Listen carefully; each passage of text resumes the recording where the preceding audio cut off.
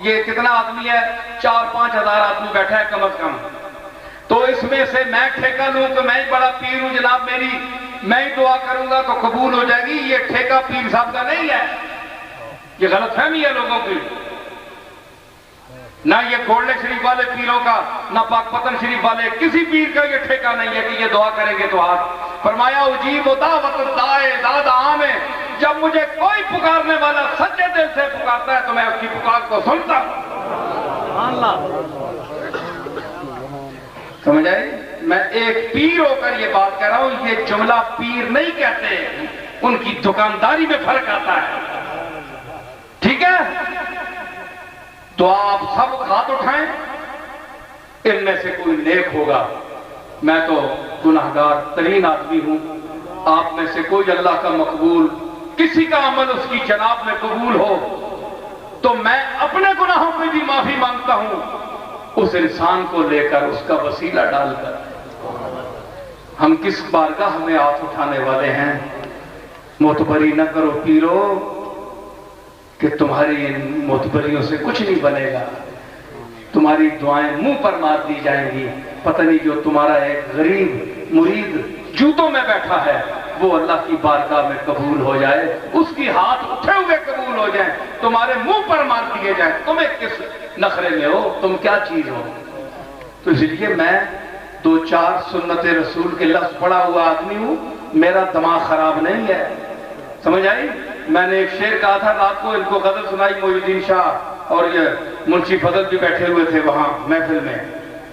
اس کا مقطع ہے کہ ایک شعر ہے کہ تم یہ تو کہتے ہو کہ اب کیا کیا نہیں ہے میرے پاس.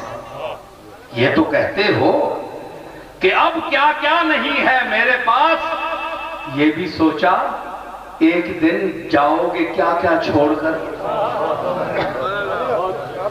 یہ تو کہتے ہو کہ اب کیا کیا نہیں ہے میرے پاس. یہ بھی سوچا ایک دن جاؤ گے کیا کیا چھوڑ کر. اور مقطع ہے یہ پیر ہو کر اور ایک گدی کا پیر ہو کر میں نے یہ مقطع کہا تو مجھ میں ہوش ہے. ان بے ہوش پیروں کے نسبت کہ جن کو ہوش نہیں ہے، وہ سمجھتے ہیں کہ ہم نے حی قیوم میں ہم ساری عمر رہیں گے. مجھ عاجز کو اللہ نے سمجھ دی تو میں نے کیا کہا کہ مسند پیری پہ یوں جم کے نہ بیٹھو تم نصیر. مسند پیری پہ گدی ہوتی نا پیران دی، آئے آئے جس لے بہ جاؤں اتھے تو توبہ توبہ. بڑا نخرہ ہوتا ہے، بڑی آکڑ ہوتی ہے نا، اللہ معاف کرے. مسند پیری پہ یوں جم کے نہ بیٹھو تم نصیر، کل کو اٹھ جاؤ گے یہ سارا تماشا چھوڑ کر. مسند پیری پہ یوں جم کے نہ بیٹھو. آج ہاتھ بن کے 100-200 آدمی تیرے سامنے کھلوتا ہے تے کل تو موڑیاں تے چویا جائیں گا جس لئے تابوت وچ تے تنوں کون پوچھے گا. قبر تیرا انتظار کر رہی ہوگی، پتہ نہیں کیڑے اڑے کے تو آپ پھنس جائے گا. اس واسطے بندے دا پتر بن، انسان بن. سوچ تیری قبر انتظار کر رہی ہے، وقت تنوں ویکھ رہا تیرا رات کے کس ویلے تو آنا ہے. انہاں اقتداراں نوں تے پیریاں نوں تے انہاں چیزاں نوں چھوڑ. یہ بچیاں دا کام ہے.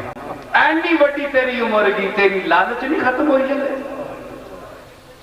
مسند پیری پہ یوں جم کے نہ بیٹھو تم نصیر، کل کو اٹھ جاؤ گے یہ سارا تماشا ہے. تماشا تماشا ہو رہا ہے. خانقاہ میں جاؤ تماشے ہو رہے ہیں، یہ سارا تماشا ختم ہو جائے گا. تو آپ سب لوگ ہاتھ اٹھائیں، سب لوگ ہاتھ اٹھائیں. بارگاہ قاضی الحاجات میں اتنے ہزاروں لوگ یہاں جمع ہیں. جو قرآن مجید میں نے پڑھا، جو مل کیا گیا، اور ان حاضرین میں سے جس نے جو کچھ پڑھا، اے میرے مولا ان حاضرین میں سے جو تیرا نیک آدمی ہے. میں تو گناہگار ہوں، میں تو عاصی ہوں، میں خاطی ہوں. میرے مالک رب الارباب मालिक अर्ज़ व समावात, ऐ रब्बे मोहम्मद, ऐ रब्बे कायनात, ऐ मालिकुल मुल्क, इस नज़ीर आशिकी का ये चेहरा नहीं कि वो तेरे सामने ये रूह सियाही अपनी पेश करे। इस मजमे में जो तेरा मकबूल बैठा है, मैं नहीं जानता उसे कौन है, किस उम्र का है, उसका कोई अमल तेरी बारगाह में कबूल है।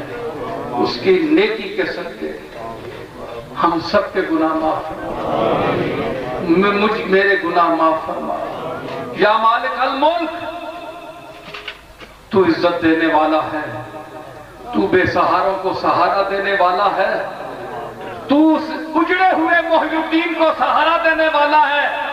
इसका भाई दस्तगीर दुनिया से उठ गया, ये बेसहारा हो गया है। मेरे मालिक मोहिउद्दीन को सहारा अता फरमा, इसको सुकून की दौलत अता फरमा। इसके आंसू पूछने वाला तू है, इसको मजीद गम से दो चार न फरमा।